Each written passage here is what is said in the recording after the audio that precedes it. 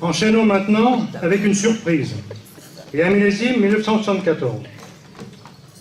Au hameau mondialement connu des Berthiers de Saint-Andelin, et ce, depuis moult générations, pas de vin sans châtelain. Parrainé par notre confrérie, j'appelle maintenant celui qui a l'insigne honneur d'héberger notre saint patron pour l'année qui vient, Monsieur Vincent Châtelain.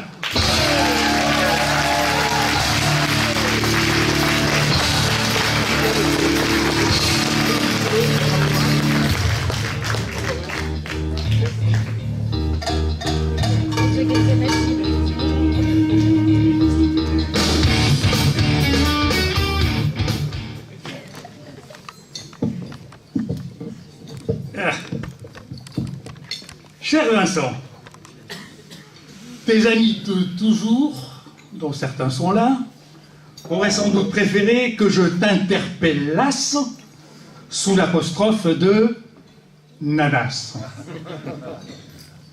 Toi, le spécialiste des cadenas, qui cadenasse, et qui n'avait pas son pareil pour les faire sauter. Tu étais pour cela, m'a-t-on dit, le plus sollicité. Tradition de famille chez les Châtelains, les sobriquets prennent le plus souvent le pas sur le patronyme. Le surnom de Pilou a depuis longtemps éclipsé les prénoms de ton père et de ton grand-père. Peut-être après tout, n'as-tu pas comme eux la peau aussi douce? On s'en fait une raison. Il n'y aura pas de Pilou 3.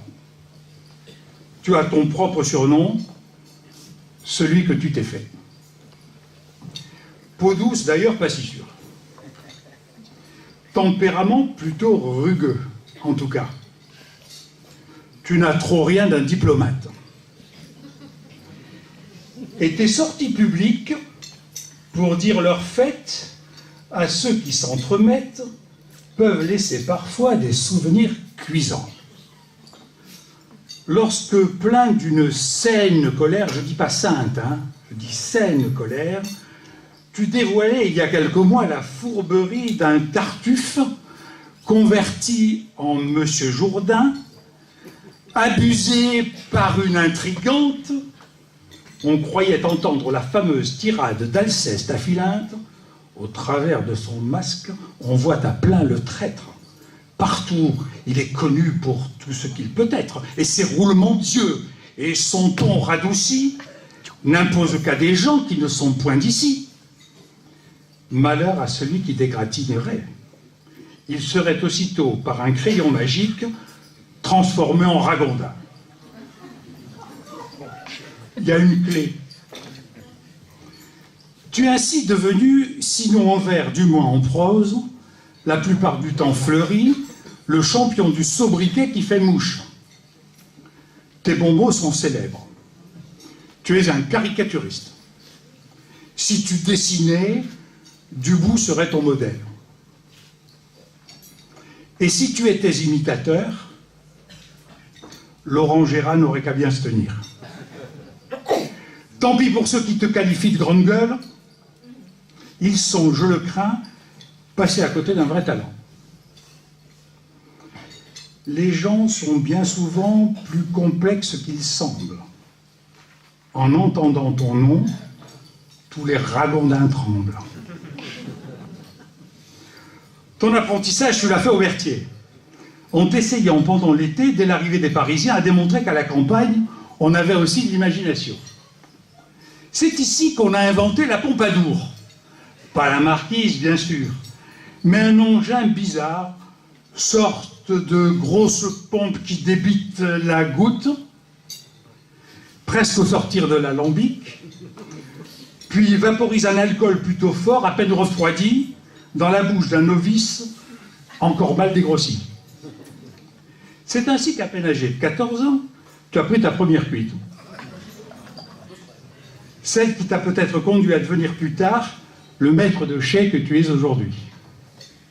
Jeu d'imbécile, peut-être, mais aux effets parfois initiatiques. L'initiation, tu l'as vraiment reçue au lycée viticole de Beaune. Une de ces écoles qui laisse de tels souvenirs qu'on en redemande après en être sorti. C'est ton copain, Arnaud Chopin, qui m'a soufflé cette expression que je ne résiste pas à reprendre. Vous étiez le Guy de Graine de l'école. J'aime. Personne ne misait sur vous, et pourtant, c'est bien là que tout a démarré. Tu as trouvé à Beaune un esprit de camaraderie et même de profonde amitié, et la liberté. De quoi créer des liens indissolubles avec une équipe restée soudée un quart de siècle plus tard.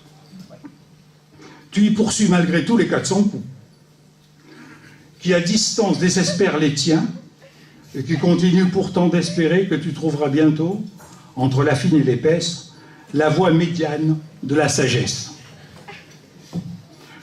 Comme dans tous les grands moments, Arnaud est comme hier, près de toi ce soir.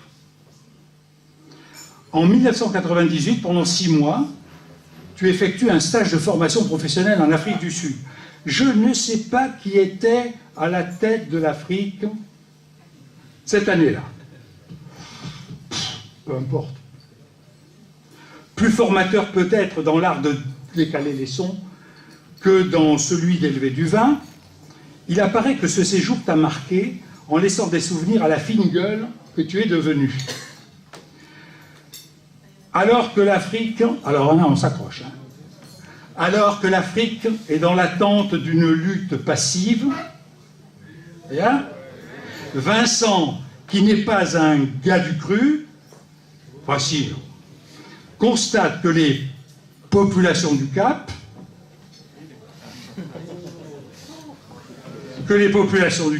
ont mis leurs échecs en valeur. Connu. Il tirera par la suite de cette expérience de fructueuses conséquences professionnelles. L'Afrique du Sud, mais aussi le Chili, ton goût de la découverte et ta passion des voyages auraient ainsi pu te tenir éloigné du berceau familial. Mais l'amour de la terre, le goût de ton métier, le sens de la famille t'ont ramené très tôt vivre entre tes parents le reste de ton âge. Près de Brigitte et d'Uma, et non loin de ta sœur Nathalie, qui ne t'a pas dit va-t'en. Tu es un vigneron qui a le sens de l'avenir. L'autorité, les compétences, le goût de l'action et l'esprit d'initiative, Château. Bref, tu es là pour faire le job. Notre grand maître dirait, mais j'ose pas pour buter sur le job. Hein? Oui. Et peut-être parce que l'acteur de théâtre amateur que tu as été t'a donné la passion du public, tu continues allègrement à jouer le rôle que tout le monde attend de toi. En attendant, comme Nouveau-Bailly, et à l'instar de Saint-Vincent, tu vas devoir continuer à prêcher pour le blanc fumé. C'est un rôle que tu connais bien, la confrérie compte sur toi.